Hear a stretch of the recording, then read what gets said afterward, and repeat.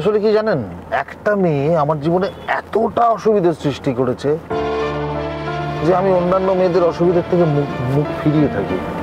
বিশ্বাস করুন, মানে আমার যে কি ব্যাড এক্সপিরিয়েন্স, মানে আমি আপনাকে বলে বোঝাতে পারবো না।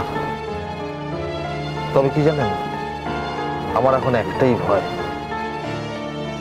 ও না আমার মেয়েটাকে নিজের কাছে কেড়ে নেবে। দেখুন, এখন অব্দি কোর্টের অর্ডার আছে বাচ্চাটাকে আমার সাথে রাখার। যদি ফার্দার অ্যাপিল করে, যদিও পেয়ে যায় কাস্টাডি, তো বাচ্চাটাকে মেরে ফেলবে। বিশ্বাস করে আমি মেয়েকে ছাড়া থাকতে পারবো না। আমি সো হেল্পলেস। আমার এই রুক্ষ শুকনো জীবনের মুনিয়া হচ্ছে একমাত্র পারিজাত। ওকে ছাড়া আমি থাকতে পারবো না।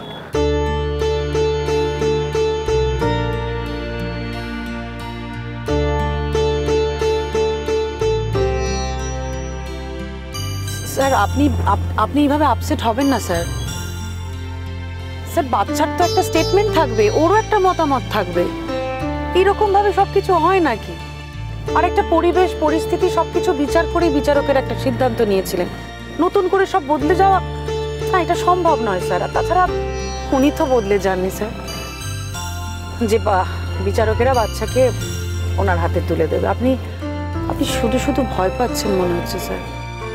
শুনুন, তাহলে আপনাকে একটা কথা বলি। মুনিয়াকে বাড়িতে মেয়ে পড়াতে আসতাম, আমাদের পড়াতেই থাকে, বাচ্চা মেয়ে স্ট্রাগল করছে, তো তার সাথে আমার হার্ডলি দেখা হতো। কারণ আমাকে অফিসে চলে আসতে হয়, কথা বলা তো দূরের কথা। তাকে নিয়েও সন্দেহ, আমার সাথে নাকি তার অ্যাফেয়ার আছে, সেটা ভেবে তার সাথে এমন দুর্ব্যবহার করলো, সে ছেড়ে দিল। মুনিয়া কিন্তু ওই আন্টিকেও খুব ভালোবেসে ফেলেছিল। এই করে করে একটার পর একটা মানুষকে শুধুমাত্র সন্দেহের বশে আমার জীবন থেকে সরিয়ে দিয়েছে। আমার বলবো না, মুনিয়ার জীবন থেকে সরিয়ে দিচ্ছে। এখন আমার একটাই ভয়, যে আপনাকে অপমান করে, আপনার সাথে খারাপ ব্যবহার করে যদি এমন কিছু করে যেখানে আপনিও মুনিয়ার থেকে দূরে সরে যান, তাহলে কি জানি হয়তো আপনি সহ্য করতে না পেরে মুনিয়ার থেকে মুখ সরিয়ে নেবেন একদিন। আমি আবার অতটা ভালো মানুষ নই স্যার। কেউ যদি আমাকে অপমান করে তাহলে আমি সেই অপমানটা ফিরিয়ে দিতে জানি। স্যার, আমি যদি নিজে থেকে কখনো কোথাও যাই তাহলে কারোর ক্ষমতা নেই আমাকে সেখান থেকে সরিয়ে আনতে। অবশ্য যদি আমার নিজে থেকে মন উঠে যায় তাহলে সেটা আলাদা কথা। আর মুনিয়া তো বাচ্চা মেয়ে স্যার, ওর উপর থেকে মন উঠে যাবে তার কোনো প্রশ্নই নেই। বরং আমার এই অদ্ভুত জীবনে মুনিয়া একটা ছায়ার মতো। বিশ্বাস করুন স্যার, মুনিয়াকে পেয়ে আমি সত্যি বেঁচে গেছি।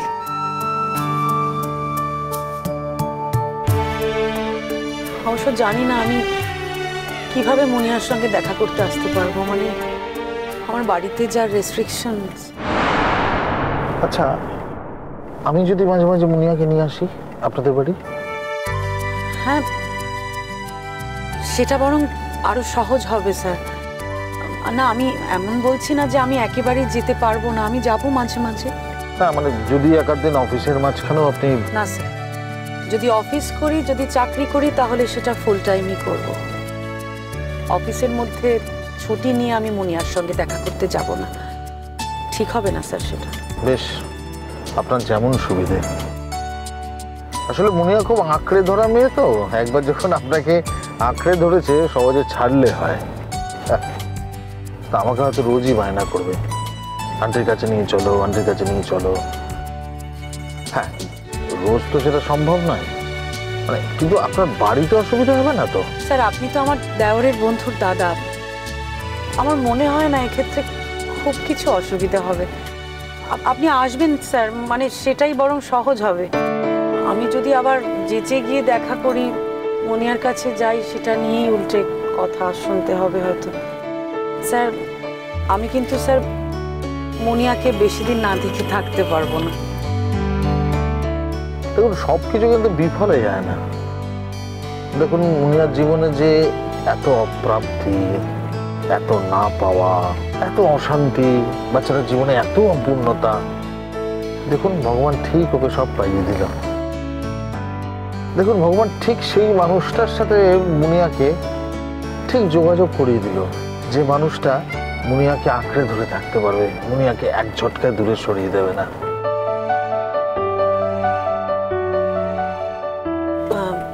স্যার এসে গেছি। ও এই সামনেটা, হ্যাঁ আমি খেয়ালই করিনি। ওই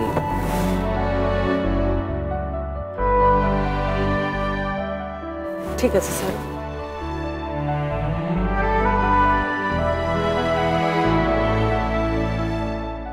thank you sir. You most welcome. Sir রাত হয়ে গেছে, আপনাকে আর যেতে হবে না। কিন্তু আপনি একা একা গেলে তো মানে অশান্তির মধ্যে পড়বেন। না স্যার, আমি ঠিক ম্যানেজ করে নিতে পারবো। আসলে বিপাশার জন্য এত রাত হয়ে গেল। না না, সেই নিয়ে আপনি একদম চিন্তা করবেন না। আপনাকে আর যেতে হবে না, আমি পারবো স্যার। আমি কি বলি বাড়িতে যে রুমটা? না না না না স্যার, তার কোনো দরকার নেই। আসলে স্যার, আপনার হিউমিলিয়েশন হলে আমার খারাপ লাগবে। স্যার কথাটা বলতেই হবে? মানে আপনি তো আমার স্যারই হন। না মানে একটা অন্য সম্পর্ক তো বেরিয়েছে, আপনি শঙ্কর বৌদি, সেক্ষেত্রে আপনি আমাকে পরাগদা বলেও ডাকতে পারেন। অফিসিয়াল সম্পর্কটাই বরং থাক স্যার। স্যার বলে ডাকতে আমি বেশি comfortable. Okay, as your wish. তবে তাই হোক, এবার আমাকেও বেরোতে হবে। হ্যাঁ স্যার, বাই।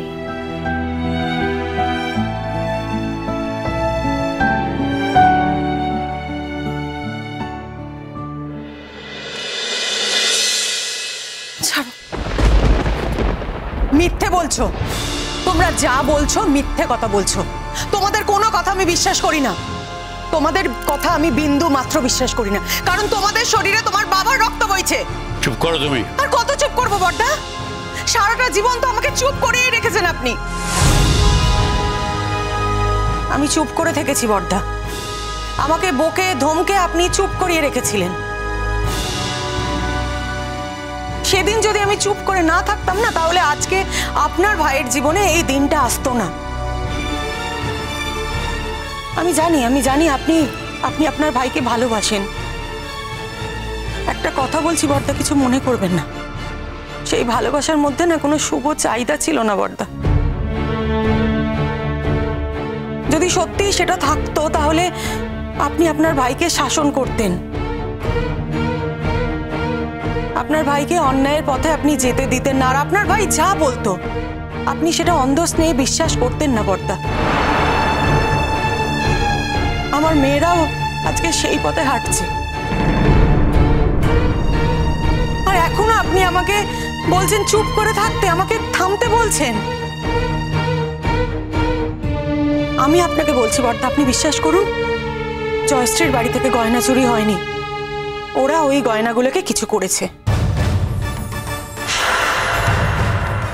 মা, তুমি মা হয়ে নিজের মেয়েদেরকে জেলে পাঠানোর ব্যবস্থা করছো? হ্যাঁ, তুমি কি করে জানলে এগুলো? তুমি এত কিছু কি করে জানলে? তুমি কি সেদিন ছিলে ওখানে?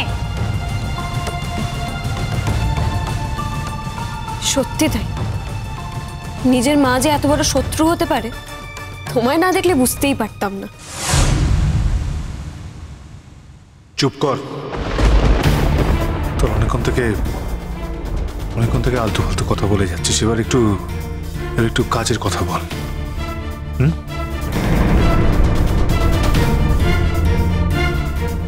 ও হ্যাঁ, কাজের কথা বলতে মনে পড়লো। Thank you. সেটা হচ্ছে যে আমি যখন ওই জয়শ্রীর বাড়িতে ফোন করলাম, তো জয়শ্রীর বাবা ফোন তুলেছিলেন। তোমার সাথে কথা হলো, উনি একটা ইনফরমেশন দিলেন যেটা আমি বলতে একদম ভুলে গেছি। ওই দিন রাত্রে তোমাদের দুজনের মধ্যে একজন ছিল আর একজন ছিল না।